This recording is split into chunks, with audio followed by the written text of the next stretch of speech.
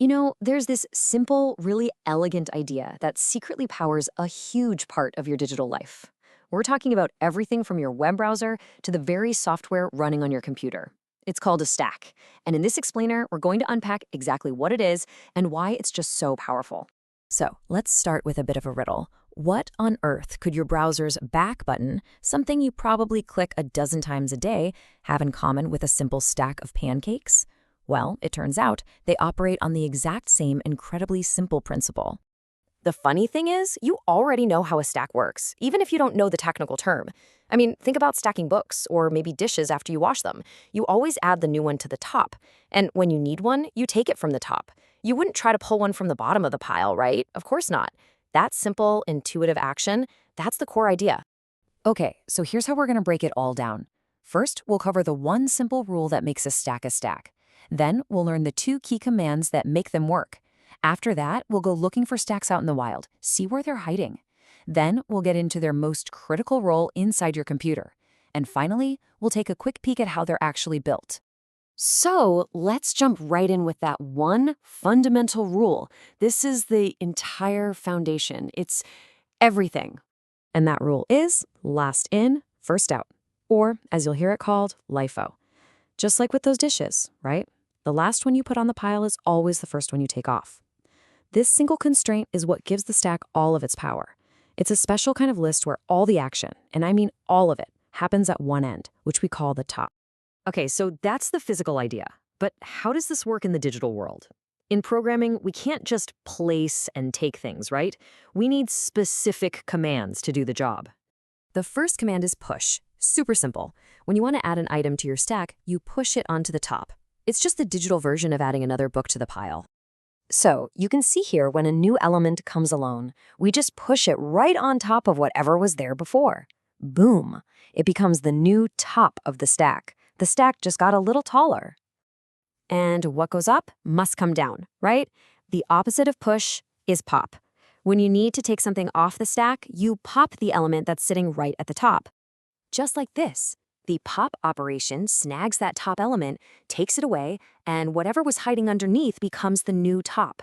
So the stack gets one item shorter. It's a perfect mirror image of the push operation. All right, let's actually build one of these things, piece by piece. Imagine we have a totally empty stack, nothing in it. First, we're going to push the number 5, and there it is, our first and only item. Okay, next up, we push the number 10. Now, notice it doesn't go beside the 5. Nope, it lands directly on top of it. So now 10 is our new top element. And let's do one more. We push 15. It settles right on top of the 10, and there you have it. Our stack is 3 items tall, and 15 is sitting right at the very top, just waiting for something to happen.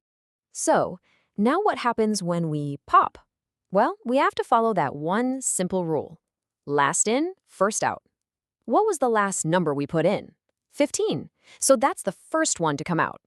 If we popped again, 10 would be next, then 5, until the stack is totally empty. See? Simple. Okay, I know what you might be thinking. Push, pop, LIFO, cool, but what's the big deal? Well, this super simple behavior is a hidden superpower. It's used all over the place in the tech you use every single day.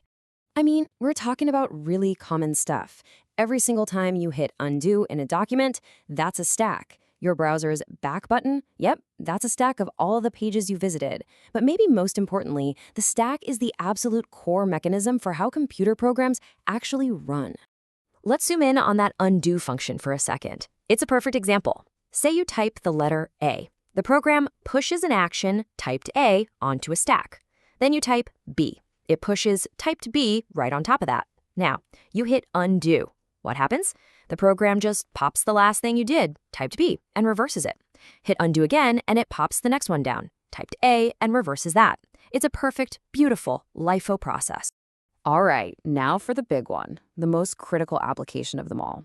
We're heading into the engine room now to see how the stack is basically the computer's fundamental to-do list. You see, when a program runs, it's really just a chain of tasks or functions calling other functions. And to keep track of where it is in that chain, the computer uses what's called a runtime stack. It has to finish the last task it was given before it can go back to the one before it. It's LIFO in its purest form. Take a look at this. The main program calls a function, let's call it f1. Then f1 calls another one, f2. Each time a new function gets called, a little block of its info, think of it like a sticky note or a bookmark, gets pushed onto the stack. When f2 is all done, its bookmark gets popped off, and the program looks at the bookmark for f1 to remember exactly where it left off. This is literally how a computer juggles complex, nested tasks without ever getting lost. So, if you're a programmer, how do you actually build one of these things? Well, there are two main ways to go about it, and it really comes down to a classic engineering trade-off. On one hand, you can build a stack with a fixed size. We call this a static stack. It's super fast, super simple. The downside? If you fill it up, you're out of luck. Game over. On the other hand, you have a dynamic stack. This one can grow or shrink as much as it needs to. It's way more flexible, but it takes a little more work behind the scenes to manage. It's that classic choice.